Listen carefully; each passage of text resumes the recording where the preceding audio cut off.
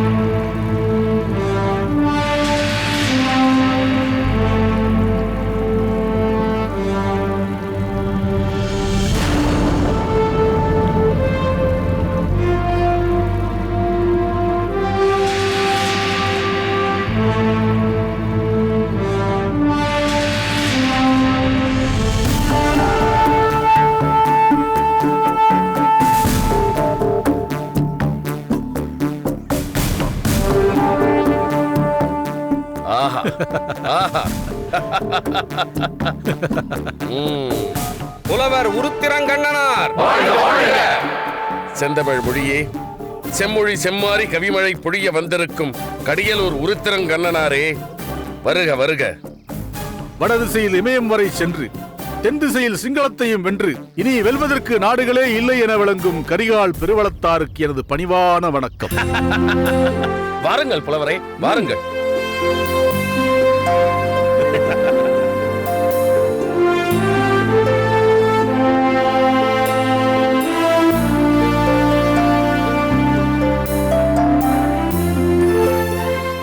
அனைவரும் அமருங்கள்.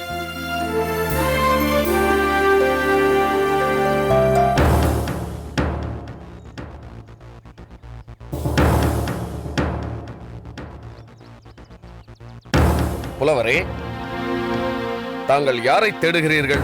மன்னவா, எனது அருமை நண்பர் காரிக்கண்ணனார் வரவில்லையா?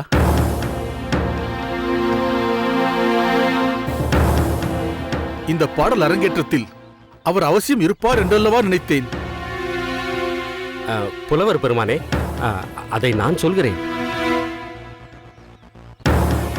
சோழ பாண்டிய நாட்டிற்குள் மன உறவு பேச்சு நடைபெற்றுக் கொண்டிருக்கிறதல்லவா? அது சம்பந்தமாக சில கருத்துக்களை பேச புலவர் காரிக்கண்ணனார் மதுரையம்பதிக்கு செல்ல வேண்டிய அவசியம் ஏற்பட்டுவிட்டது.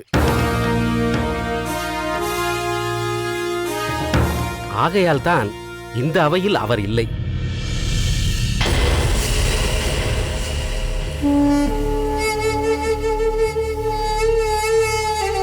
அன்பு குடிமக்களே, அவை புலவர்களே, நாடுகாக்கும் நல்லவர்களே, இன்று நமக்கெல்லாம் ஒரு திருநாள்.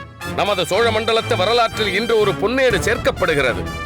தமிழ்த்தாயின் செல்வங்கள் நாம், தமிழால் வளர்க்கப்படுபவர்கள் நாம். நமது அருமை தமிழ்த்தாயை அன்புடன் பேணி வளத்துடன் வாழ வைக்க வேண்டிய கடமைக்கு உரியவர்கள் நாம். தாய்மொழி பற்றில்லாதவன் உலகத்தில் என்னதான் மேன்மையுடனும் புகழுடனும் வாழ்கிறான் என்று கூறினாலும் அவை குருடன் கையில் இருக்கும் விளக்கை போன்றதுதான். நாம் நமது மொழியை, நாட்டை, கலையை, நமது மக்களை நேசிக்கிறோம். நமது உரிமைகளை அழிக்க எத்தனை வல்லமை வாய்ந்த எதிரிகளாலும் முடியாது. இத்தகைய திட சித்தத்தையும் உறுதிப்பாட்டையும் நமக்கு அளித்தவள் நமது தமிழன்னைதான். எவ்வளவு இடர்பாடுகள் இடுக்கண்கள் வந்துற்றாலும் தமிழ்த்தாயின் குளிர்ந்த முகத்தை கண்டவுடன், அவள் அரவணைப்பை பெற்றவுடன் எல்லா வேதனைகளையும் மறந்து விடுகிறோம். அவையோர்களே, இப்பொழுது நான் அமைதியாக இருப்பது போல் தோன்றினாலும் உண்மையில் அப்படி இல்லை. என் நெஞ்சில் அடித்துக் கொண்டிருக்கும் புயலின் வேகத்தை யாராலும் உணர்ந்து கொள்ள முடியாது. ஆனால் இன்று என் இதயத்திற்கு அமைதி வழங்கும் தாய் இதோ வந்திருக்கிறாள். உருத்திரங்கண்ணனார் உருவத்திலே என் தமிழன்னை வந்திருக்கிறாள். அவள் என் கவலையை போக்குவாள், என் துயரங்களுக்கு ஆறுதல் அளிப்பவளாக. சோழமன்னின் பெருமைகளை பற்றி வீர்கொண்ட தமிழில் பாப்புனைந்து வழங்க வந்திருக்கிறார் நமது பைந்தமிழ் புலவர் பெருந்தகை கடியலூர் உருத்திரங்கண்ணனார். இந்த நல்லவர் இப்பொழுது தமிழ் அன்னைக்கு முத்தாரம் அணிவிப்பார். அதனை கண்டு அருந்தமிழை கேட்டு நாமெல்லாம் புதிய வலிவும் பொலிவும் பெறுவோமாக. மன்னவா, தொடங்குங்கள். அவையோர்களே, எனது இந்த பாடலுக்கு பட்டினப்பாலை என்று பெயர். பட்டினம் என்றால் அது காவிரி பூம்பட்டினம்தான். அதற்கு வளம் சேர்ப்பதே காவிரியார் என்பதால் முதலில் அதன் சிறப்பை சொல்லி இந்த பாடலை நான் துவங்குகிறேன். இனி கவிதையை காண்போம்.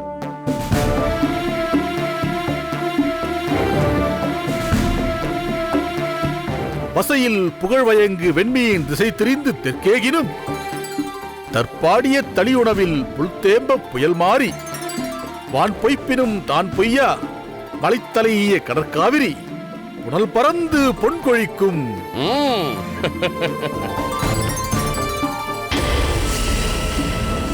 இதன் பொருள் என்னவென்றால், வசையில்லாத புகழ் கொண்ட வெள்ளி மீன் வடதிசை கண் இல்லாமல் திசை மாறி தென் திசைக்கு போனாலும் வானம்பாடி மழைத்துளி கூட இல்லாமல் வருந்துகிற அளவுக்கு வானம் பொய்த்து விட்டாலும் காவிரி ஆறு மட்டும்தான் பொய்த்து போகாது.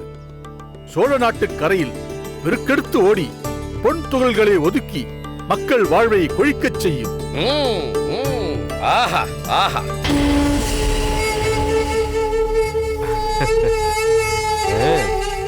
அருமை அருமை. அடுத்த பாடலையும் பாடுகிறேன்.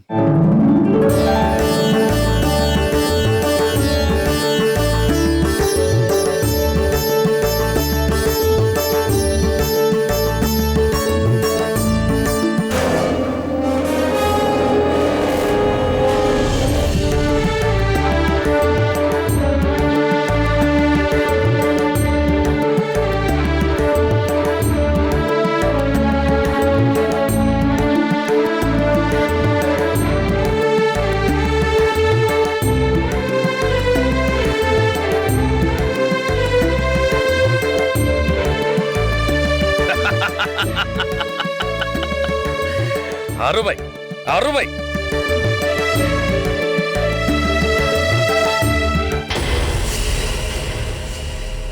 மன்னவா, பாடலின் நிறைவு பகுதியும் பாடுகிறேன். தாராளமாக.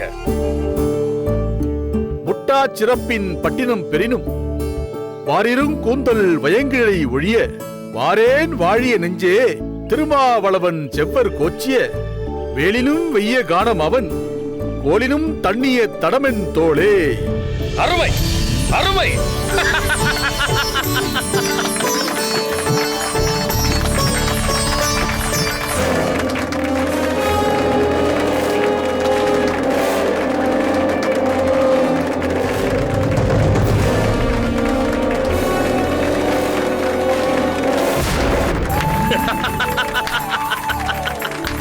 பலே பலே.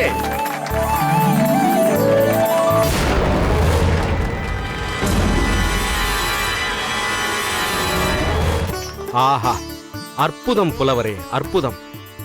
சோழ நாட்டின் பெருமைகளையும் அதன் தலைநகரான பூம்புகார் பட்டினத்தின் சிறப்புகளையும் பாடிய நீங்கள் நிறைவாக சோழ மன்னரின் பெருமைகளையெல்லாம் சொல்லி காதலியை பிரிய முடியாத காதலன் தான் செல்லும் காடு கரிகாலரின் வேல் பாய்ந்தது போன்ற கடுமையானது என்று குறிப்பிட்டீர்கள். அதற்கும் மேலாக அவள் தோளை அணைத்திருப்பது மாமன்னரின் செங்கோலை போல் குளிர்ந்திருக்கிறது என்றும் கூறிவிட்டீர்கள்.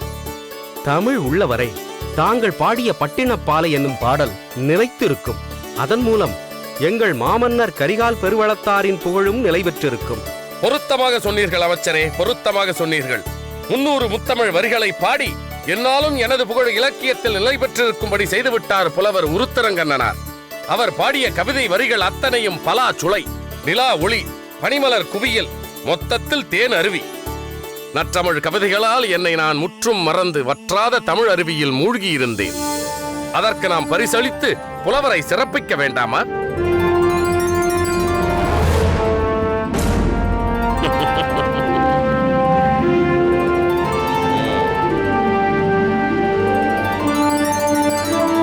கவியரசே, சோழ நாட்டின் பெருமைகளை வானளாவ உயர்த்திவிட்ட நீங்கள் சோழ நாட்டின் அன்பு பரிசாக இந்த வெள்ளி பேழைகளில் இருக்கும் கொற்கை முத்துக்களையும் 16,100,000 கடஞ்சு பொன்னையும் ஏற்றுக்கொள்ள வேண்டுகின்றேன். மிக்க மகிழ்ச்சி மன்னவா. மாமன்னர் கரிகால் பெருவளத்தார். மாமன்னர் கரிகால் பெருவளத்தார் மாமன்னர் கரிகால் பெருவளத்தார் புலவர் உருத்திரங்கண்ணனார் மாமன்னர் கரிகால் பெருவளத்தார் புலவர் உருத்திரங்கண்ணனார் மாமன்னர் கரிகால் பெருவளத்தார் மாமன்னர் கரிகால் பெருவளத்தார் புலவர் உருத்திரங்கண்ணனார் மாமன்னர் கரிகால் பெருவளத்தார் புலவர் உருத்திரங்கண்ணனார் மாமன்னர் கரிகால் பெருவளத்தார் புலவர் உருத்திரங்கண்ணனார் புலவர் உருத்திரங்கண்ணனார் மாமன்னர் கரிகால் பெருவளத்தார் மாமன்னர் கரிகால் பெருவளத்தார் மாமன்னர் கரிகால் பெருவளத்தார் புலவர் உருத்திரங்கண்ணனார் புலவர் உருத்திரங்கண்ணனார் மாமன்னர் கரிகால் பெருவளத்தார் மாமன்னர் கரிகால் பெருவளத்தார் புலவர் உருத்திரங்கண்ணனார் புலவர் உருத்திரங்கண்ணனார் மாமன்னர் கரிகால் பெருவளத்தார்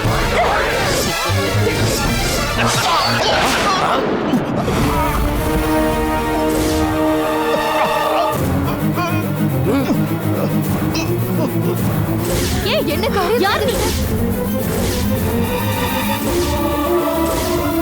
நீ யார் என்று சொல். ஆமா, சொல்லுங்கள். அவை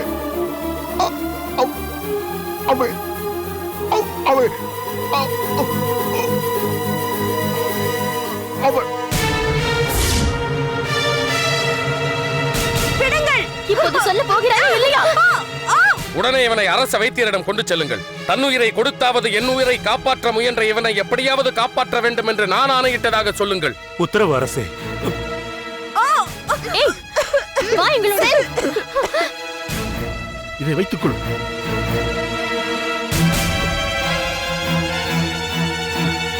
இப்போது வர போகிறாயா இல்லையா? ஏன் இப்படி ஒரு காரியத்தை செய்தாய்? சொல். திடீரென்று என்னவாயிற்று? பேச்சு மூச்சு இல்லையே. எழுந்திரு, எழுந்திரு.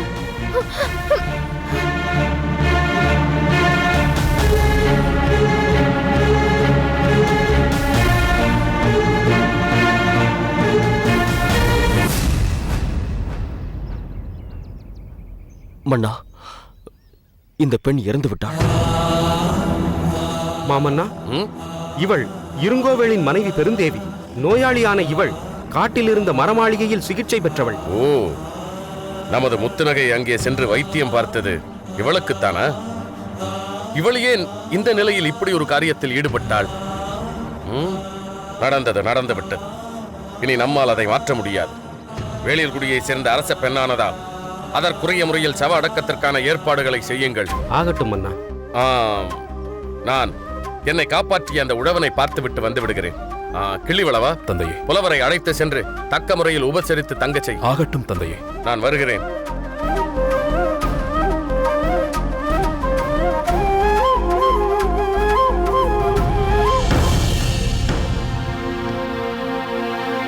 அம்மா, அம்மா, வா கிள்ளிவளவா, ஏன் இந்த பரபரப்பு?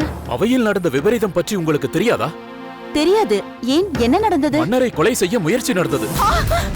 நீ என்ன சொல்கிறாய் கிள்ளிவளவா? மன்னருக்கு என்னவாயிற்று? அம்மா, மன்னருக்கு ஏதுமாகவில்லை. ஒரு உழவன் குறுக்கே புகுந்து கட்டாரியை தன்மார்பில் தாங்கிக் கொண்டான். அதனால் மன்னர் எந்த ஆபத்துமின்றி பிழைத்துக் கொண்டார். அந்த உழவனை ராஜ வைத்தியரிடம் அனுப்பி வைத்திருக்கிறார். அத்தனை பேர் சூழ்ந்திருக்கும் அவையிலே இப்படிப்பட்ட காரியத்தை ஒருத்தி செய்திருக்கிறாள் என்றால் அவள் எதற்கும் துணிந்தவளாகத்தான் இருக்க வேண்டும். யார் அவள்? இருங்கோவேளின் மனைவி பெருந்தேவி. கிளிவளவா, இப்பொழுது நீ என்ன சொன்னாய்? மன்னரை கொல்ல முயன்றவள் பெருந்தேவியா? உனக்கு நன்றாக தெரியுமா? அவளை பற்றி நன்றாக தெரிந்த அமைச்சர் தான் அப்படி சொன்னார். உங்களுக்கு அவளை தெரியும் என்றால் நீங்களே சென்று பார்த்து உறுதிப்படுத்திக் கொள்ளுங்கள். இல்லை இல்லை, நான் எதற்காக கேட்டேன் என்றால், இருங்கோவேளின் மனைவி நோயாளி என்றார்களே, அவள் எப்படி இங்கு வந்தாள் என்பதற்காகத்தான் நான் கேட்டேன். எப்படி வந்தாள் என்ன, ஏன் வந்தாள் என்பதுதான் தெளிவாக தெரிகிறதே. நோயாளியாக இருக்கும் போதே இப்படி என்றால் உடல் நலத்தோடு இருந்திருந்தால் என்னென்ன செய்திருப்பாள்? கிள்ளிவளவா, அவளை சிறைப்படுத்தி விட்டார்களா? அதற்கான அவசியமே ஏற்படவில்லை அம்மா. தன் முயற்சி தோல்வி அடைந்து விட்டது என்ற அதிர்ச்சியில் அந்த கணமே அவள் விழுந்து மடிந்து விட்டாள்.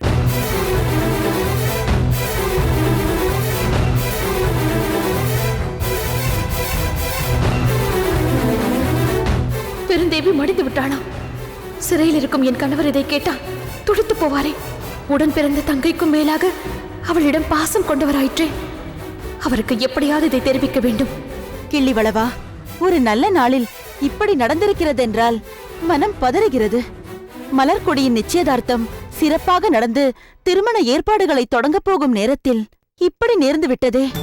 அம்மா, இதற்கும் அதற்கும் என்ன சம்பந்தம்? மாமன்னரை கொல்வதற்கான முயற்சி இப்பொழுதுதானா நடக்கிறது? சோழ பாண்டிய நட்பு தொடங்கிய அன்றே அதற்கான முயற்சியில் ஒருவன் ஈடுபட்டு மடிந்தான். வீரபாண்டி என்ற பெயரில் ஒருவன் வந்து அத்தகைய செயலில் ஈடுபடவில்லையா? அதே போல்தான் இப்பொழுதும் அந்த வீரமற்ற கோழையான இருங்கோவேள் தன்னால் முடியாததை தனது மனைவியாவது சாதிக்கட்டும் என்று அனுப்பி வைத்திருக்கிறான். இப்போதும் இந்த நாட்டின் குடிமக்களில் ஒருவன் குறுக்கே புகுந்து தடுத்து விட்டான். இதிலிருந்து ஒன்று மட்டும் தெளிவாக தெரிகிறது. என்ன அது? சூரியனை மேகங்கள் எவ்வளவுதான் சூழ்ந்து கொண்டாலும் ஒரே அடியாக அதை மறைத்துவிட முடியாது. சூரியன் தனது கிரணங்களால் அந்த மேகங்களை விலக்கி அது மீண்டும் சுடர்விட்டு பிரகாசித்துக் கொண்டிருக்கும் என்பதுதான் அம்மா அது. பொருத்தமாக சொன்னீர்கள் அண்ணா. மாமன்னரை யாராலும் எதுவும் செய்ய முடியாது. அதில் என்ன சந்தேகம்? எத்தனையோ சதிகளிலிருந்து மீண்டு வந்த என் அண்ணனுக்கு இதிலிருந்து மீள்வது பெரிய காரியமா என்ன? இருந்தாலும் அண்ணியார் சொன்ன கருத்தை சற்று யோசிப்பது நல்லது. என்ன? எதை சொல்கிறீர்கள்?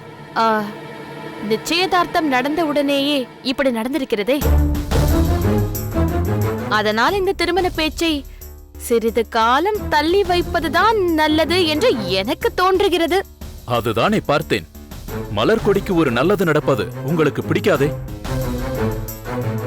எப்படி எதை சொல்லி நிறுத்திவிடலாம் என்றுதானே முயற்சி செய்து கொண்டிருக்கிறீர்கள். பார்த்தீர்கள் அண்ணியாரே, நான் என்ன சொன்னேன், உங்கள் பிள்ளை என்ன சொல்கிறான் என்று. பிறகென்ன? நான் பொதுவாக சொன்னதற்கு தாங்கள் தனியாக ஒரு அர்த்தத்தை கண்டுபிடித்து ஒரு திருமணத்தையே தடுக்க நினைக்கிறீர்களே. அப்படி இல்லை, நான் எதற்காக வேண்டாம் வேண்டாம். நீங்கள் என் தங்கையை பற்றி எதுவும் பேச தேவையில்லை. எதை எப்போது செய்ய வேண்டும் என்பது எங்களுக்கு நன்றாக தெரியும். என்ன இருந்தாலும் நீங்களும் வேளிர்குடி அரசர் ஒருவரை மணந்தவர்தானே? உங்கள் கணவர் விஜய பூபதி இருங்கோவேளின் நண்பர்தானே? அந்த முறையில் மடிந்து கிடக்கும் உங்கள் வேளிர்குல ராணியை சென்று பாருங்கள். இப்போதைக்கு நீங்கள் அதை மட்டும் செய்தால் போதும். வேறு எதுவும் பேச வேண்டாம்.